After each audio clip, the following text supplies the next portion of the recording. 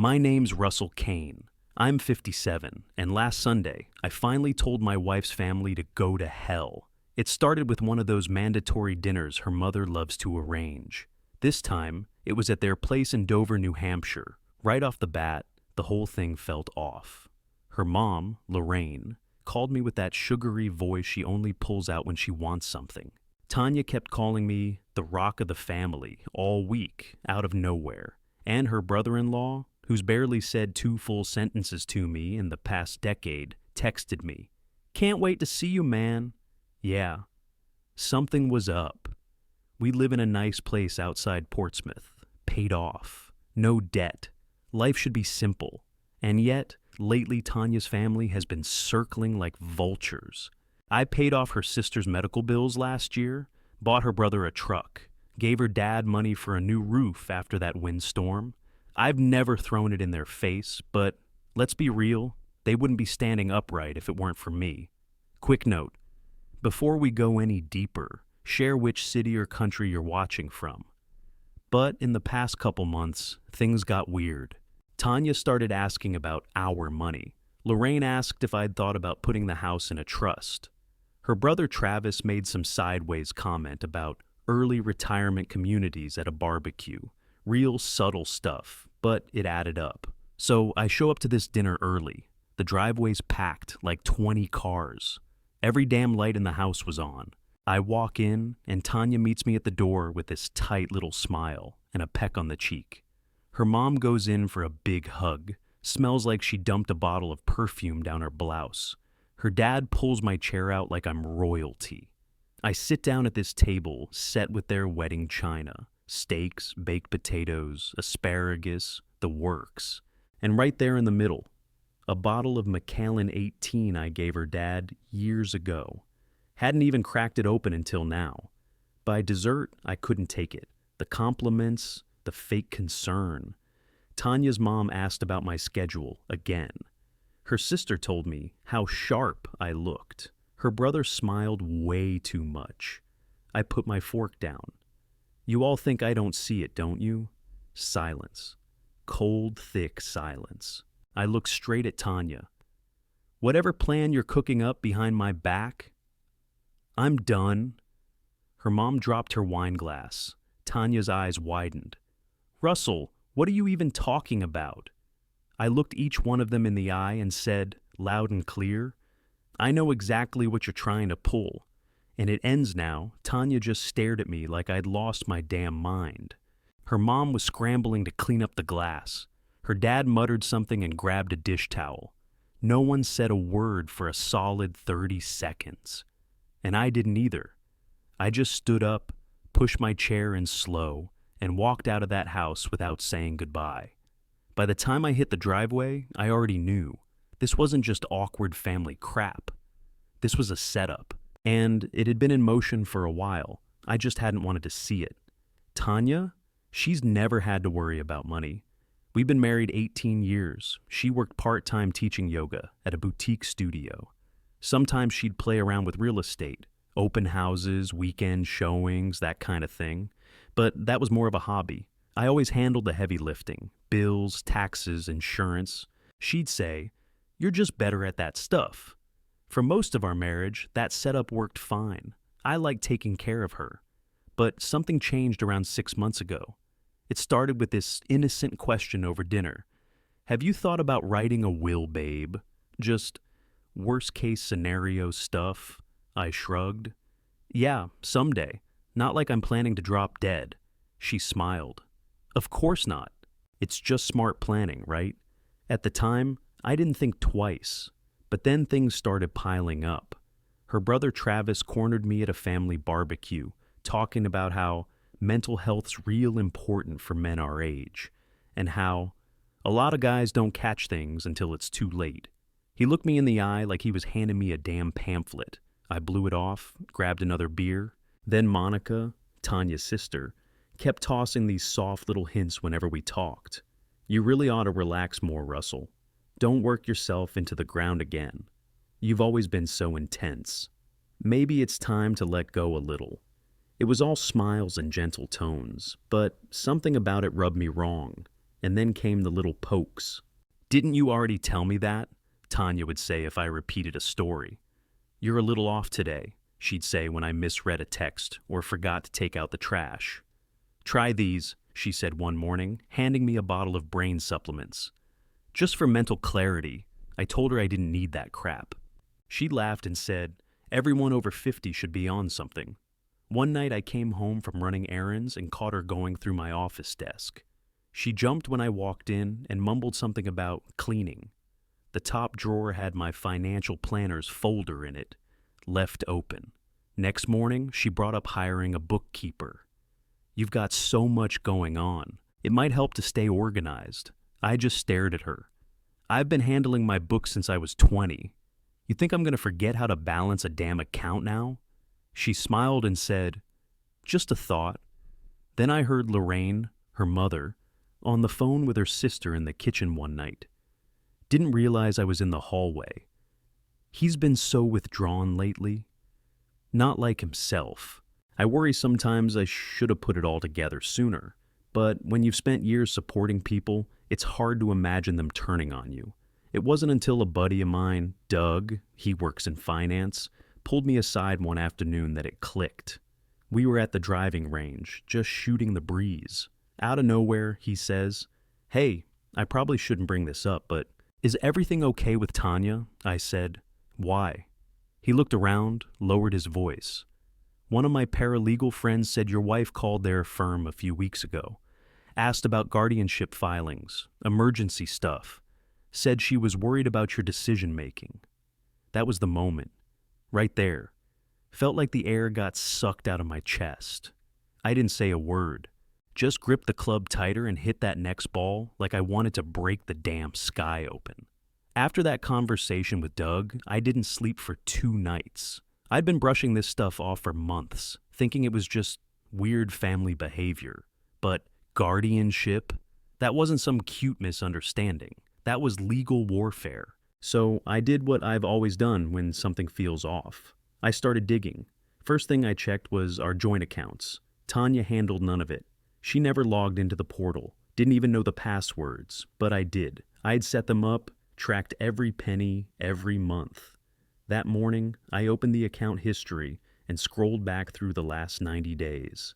Right there, plain as daylight, $18,000, transferred from our joint savings to her personal checking. Memo line said, "Health prep." Health prep? For who? I clicked into her account. Yes, we had access to each other's, technically. That money had just been sitting there. Not moved, not spent, just hoarded. Next thing I know, I'm walking into the kitchen to grab coffee, and her tablet sitting open on the counter. Screen still lit up. She must have stepped out mid-scroll. I tapped it once and the screen popped right back on.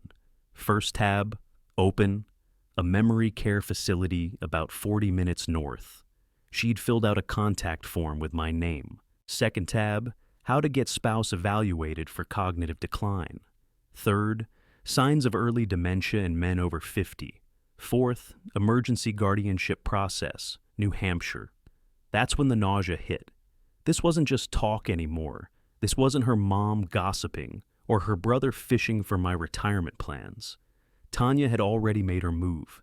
She was researching how to legally sideline me. I shut the tablet and sat there for a minute, staring at the sink. My jaw locked so tight it ached. But I didn't go full rage mode. I knew better.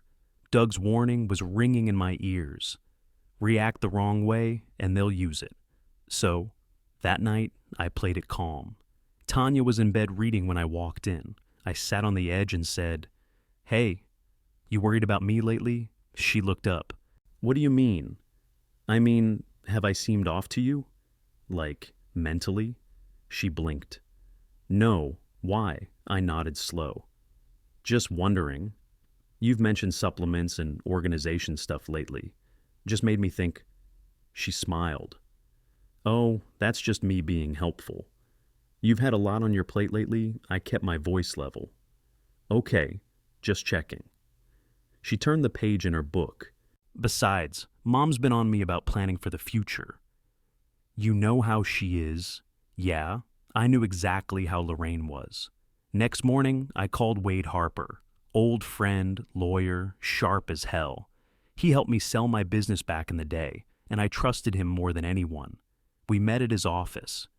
I laid it all out: the search history, the 18 grand, the tablet, the weird comments from her family, and that one word that changed everything: guardianship.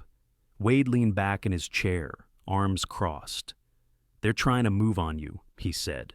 "If they get a psych doc to sign off and file emergency paperwork, they could take control fast, especially if you give them any reason to say you're unstable, anger, confusion, anything." I sat there, silent. He continued. "You need to stay calm, Russ. No outbursts, no fights, no accusations without proof. You start documenting everything: time, dates, behavior, screenshot stuff, save emails, get ahead of their plan before they trap you inside it." I nodded once. "Got it." Wade tapped his pen against his notepad. "They're not trying to help you. They're trying to replace you." And that right there lit a fire in my chest. I hadn't felt since the day I fired half my staff during the recession, just to keep the business alive. This was war now, but I wasn't swinging wild. I was coming in sharp. I left Wade's office, went home, and backed up every account. Changed passwords, pulled copies of financial records, saved screenshots of her browser tabs, and printed them. Then I sat in my office, lights off, just watching the hallway. If they were going to come for my life, they better bring something stronger than fake concern and a printed WebMD article. By the next morning, I had an appointment with someone Wade recommended, a sharp elder law attorney named Lisa Brent. Downtown office, no nonsense, just the kind of person I needed in my corner. She listened as I laid everything out. Didn't blink once, just took notes while I talked. When I finished, she looked up and said, "They're building a competency case. Quiet, subtle, but that's what this is. We need to lock your assets down." Now, first thing she had me do was restructure my finances. We set up a trust, independent oversight, multiple layers, my name protected through corporate shells and firewalls. Tanya couldn't touch a dime without legal permission. Every penny was documented, accounted for, airtight. Then I scheduled a full neuropsych exam at a private clinic in Massachusetts. Not some quick screening either. A full battery, memory, logic, pattern recognition, emotional processing. Took me half a day. I passed it clean. Sharp across the board. No issues, no red flags. I had the paperwork in hand before dinner. Next, I asked my primary doctor for a letter confirming my mental fitness. He didn't hesitate. "Russell, you're probably sharper than half the guys my age." I also had 2 consulting clients write statements. Both said I ran circles around their teams. Then Wade helped me handle the dirty work. We installed a legal call recording app on my phone. Our state's one-party consent. Totally above board. I picked up a second phone too, kept it off the radar. Clean number, nothing tied to me. It was just for baiting the trap. Didn't take long. 2 days later, I accidentally left my real phone in the kitchen while I stepped outside. Tanya thought I was mowing the backyard. She didn't know it was recording. That's when she left the voicemail on her mom's phone. "He's still resisting, but we can try Sunday. Just be ready if it gets uncomfortable." Try what exactly? I checked the shared calendar later that night. Sure enough, there was a meeting booked with the same family lawyer we used to draft our wills. Tanya made the note herself. Guardianship discussion, RK. And she'd gotten sloppy with her texts too. One popped up on her iPad while she was showering. It was from her contractor. Her message read, "Guest room measurements perfect. Let's finalize paint colors after Sunday paint colors." I pulled up the Nest camera history from earlier that week. Sure enough, Tuesday at 11:43 a.m., while I was at a dentist appointment, Travis had been inside the house, tape measure in hand. He was walking the guest room like it was already his. I played the clip twice. Not once did he look uncomfortable. He looked proud. That's when it really settled in. This wasn't about my health. It wasn't about concern. This was a family power grab. They were lining up paperwork, repainting bedrooms, calling doctors, measuring walls, all while telling me to relax and take vitamins. I called Wade. He picked up and said, "Got something?" I said, "Oh yeah. They've got Sunday circled. I'm not stopping them. I'm walking right into it." There was a pause. "You sure you're ready for that?" he asked. "More than ready," I said. Then I hung up, sat in my office chair, and watched the nest feed live. Travis was back in the driveway, dropping off a bucket of paint. Sunday rolled around like a storm I didn't bother trying to stop. Tanya came into the kitchen that morning, all warm smiles and fake cheer. "We're having a quiet afternoon with family and friends," she said, sipping her coffee like we were hosting a baby shower. "Kind of a little celebration. You've been through a lot lately. I thought it might be nice to mark a new chapter." I just nodded. "Sounds great." She didn't notice I was already wearing my recorder. By 2 o'clock, I pulled into her parents' driveway. Again. Same packed cars. Same artificial calm. This time, though, I walked in armed. They had arranged the living room like it was a damn intervention. Chairs in a circle. Tanya, her parents, her sister Monica, Travis standing in the back like some kind of bouncer. And a new face, mid-50s, gray beard, slacks, and a sweater. Had a manila folder in his lap. Tanya stood up. "Russell, this is Dr. Aaron Spence. He's a licensed family therapist." I looked at the guy. "Didn't realize we were doing therapy today." Dr. Spence smiled, one of those careful clinical smiles. "Hi, Russell. I was asked to be here today as a consultant. Sometimes families just need support when a loved one might be going through changes." I sat down slowly. "Uh-huh." Lorraine leaned forward, hands clasped like she was praying. "Russell, we've seen some changes in you lately. Withdrawn, forgetful, suspicious. We just want what's best." I let them run the play. Monica jumped in. "It's okay to admit when you're struggling. We've all just been really concerned about early onset signs. It's not uncommon." Tanya nodded like she was doing this out of love. "This isn't an attack. It's support. That's why we invited Dr. Spence to help us all make smart, compassionate choices." Her dad coughed. Travis crossed his arms. Dr. Spence cleared his throat and started flipping through the folder. "Russell, no one's trying to hurt you," he said. "We're just here to make sure everyone's future is secure. That you feel safe and understood." I waited. Lorraine chimed back in. "We've even been talking about having you relax more. Maybe rent out the house for income and move you into the remodeled in-law suite. Just for peace of mind." That was it. I leaned forward, set my folder on the coffee table. "Okay, my turn." Tanya blinked. "Russell." I held up a hand. "No, I let you all talk. Now shut up and listen." Dr. Spence looked up from his folder, surprised. I pulled out the first page. "This is a full neuropsych exam from a clinic in Massachusetts. Passed clean. No dementia, no cognitive decline, no nothing next page. This is a notarized letter from my primary doctor. Says I'm mentally sharp, no signs of anything. Then 2 client letters. Both confirm I'm still consulting, still sharp, still making business decisions every day." I dropped the next stack on the table. Here's the bank logs showing Tanya pulled $18,000 from our joint account and parked it in hers. Memo line says health prep.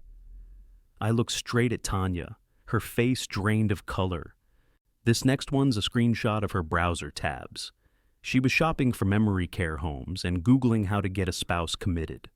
Oh, and she filled out a contact form with my name. Tanya's lips parted, but nothing came out. "And this," I said, pulling out the printed transcript, "is a voicemail she left for Lorraine. He's still resisting, but we can try Sunday. That's today. That's this." This entire theater, Dr. Spence shifted in his seat. "Oh, and this," I added, sliding over a photo, "is her brother measuring my guest room while I was at the dentist.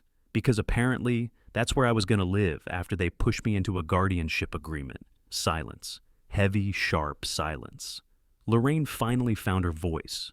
This just proves you're paranoid, I smiled. Right. Paranoid, with full documentation. Dr. Spence raised his hand slowly. Hang on. Did you say he has no diagnosis? And this meeting was based entirely on family speculation? No one answered. He set his folder down. I wasn't told any of this. None of it. If there's no medical basis and you've already made financial changes behind his back, this crosses a serious ethical line. Lorraine tried again. We were just trying to protect him. I looked at her, then Tanya. You tried to take my life while smiling in my face, I said, but you forgot who you were messing with. Tanya started crying. Her dad opened his mouth, then closed it. Travis looked down at the floor. Dr. Spence stood up, pulled a card from his wallet, and set it on the table. My professional advice? Drop everything. Immediately. Or you'll all be facing legal consequences you don't want to imagine. Then he walked out without saying goodbye. As soon as that front door closed behind Dr. Spence, I walked out too. Didn't say a word. Didn't look back. I went home, shut off my phone, and spent the rest of the day sitting in my office with the blinds drawn, just breathing, letting the rage cool into something tighter, quieter, not gone, just sharpened. By Monday, the texts started. Tanya, I was scared for you. We were trying to help. You're taking everything the wrong way.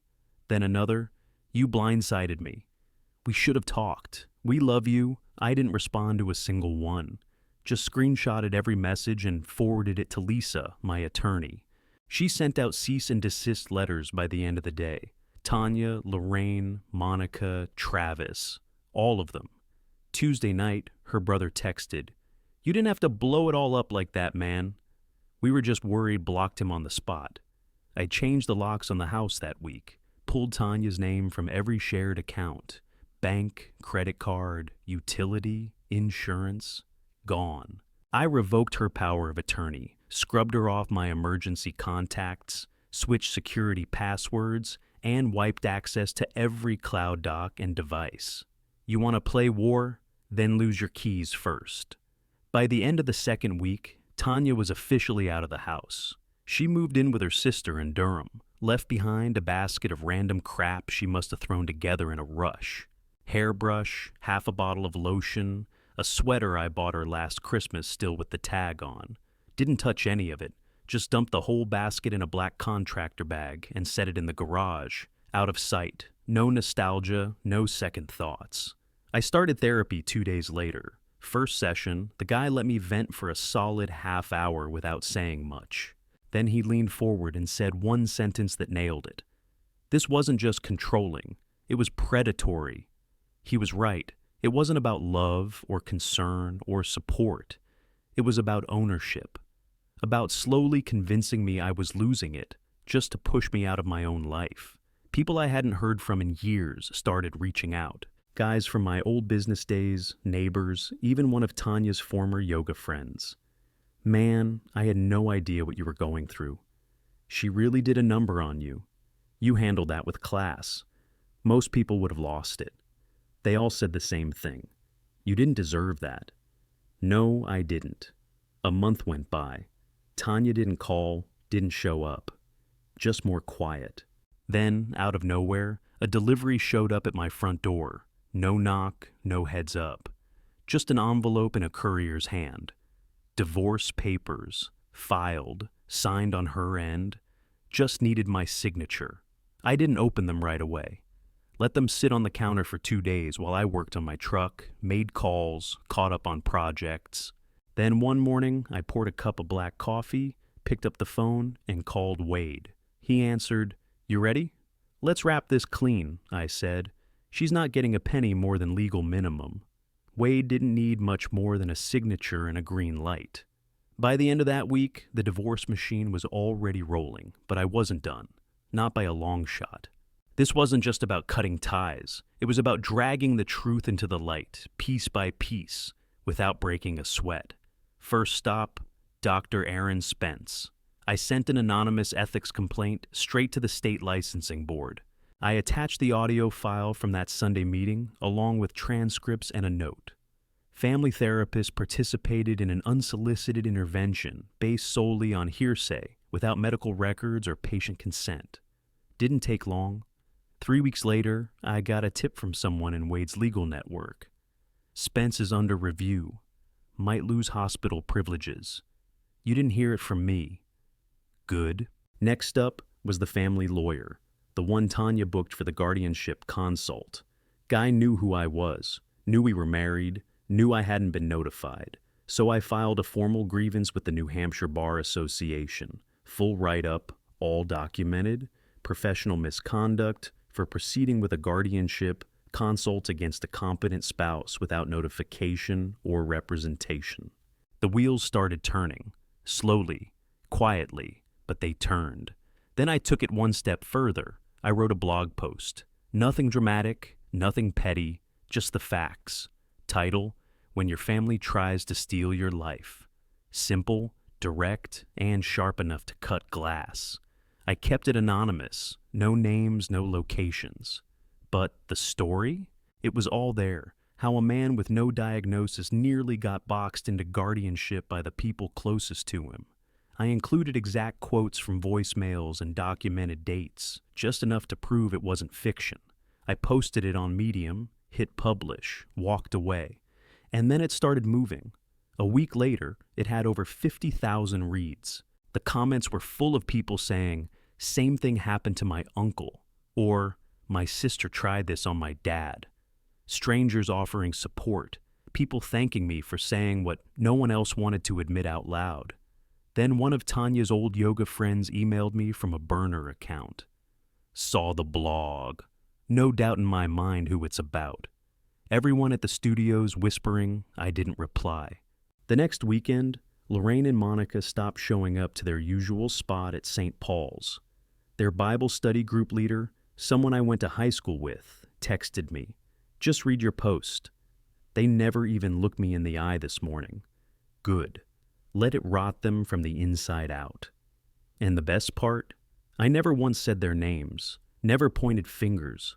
I just laid out the truth and let the public connect the dots. The people who knew, knew. One night, I met up with Marty, an old friend from my shipping days. We had drinks at a bar near the coast. He clinked his glass against mine and said, "Man, you burn them slow." I liked that I took a sip of my whiskey and said, "They thought I'd panic. I planned." The day I signed the final paperwork, I didn't feel relief. I felt still, not numb, not sad, just still. Like my life had finally stopped spinning sideways. 6 months later, I was living in a 2-bedroom place up in Bennington, Vermont. Quiet, wooded, no one looking over my shoulder. I joined a local hiking club. Nothing intense, just Saturday mornings, fresh air, no fake smiles. It felt honest. I picked up a few consulting gigs on my own terms. No deadlines I didn't want, no clients I didn't respect. I worked when I felt like it, turned off my phone when I didn't. Simple. The best part? I started reconnecting with people Tanya slowly pushed out of my life. Old friends. A cousin she always called toxic. Even my godson. He and I went fishing last weekend for the first time in 5 years. Then, one afternoon, a letter showed up. Handwritten envelope. No return address, but I recognized the handwriting before I even opened it. Tanya. Inside was a short note on plain white paper. I let fear turn into control. "I'm sorry. I never meant to hurt you. I hope one day you understand." I folded the letter once, slipped it into a drawer, and never read it again. At my next therapy session, I mentioned it offhand. My therapist just shook his head. "You were never crazy," he said. "You were surrounded by manipulators." That stuck with me. Not because I needed validation, but because I'd started to believe it myself. They'd called it love. They'd called it concern. But really? It was about keeping me small, keeping me manageable, keeping me dependent. No thanks. I sold the old house in New Hampshire and never looked back. Paid cash for the Vermont place, cut ties with anyone still tangled in that web. The betrayal still stung. Some nights more than others, but it didn't own me anymore. It taught me something better than bitterness ever could. If people can't respect your mind, they shouldn't have access to your life. One night, I sat on the back deck with a bourbon in hand, watching the sun bleed out behind the trees. Cool air, no voices, no guilt. I raised my glass to the sky and muttered, "Nice try, though." I didn't burn them down.